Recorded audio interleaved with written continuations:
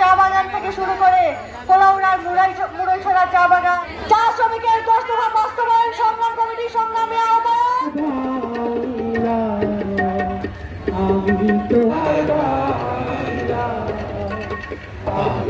মজুরিবৃদ্ধির সম্মেলন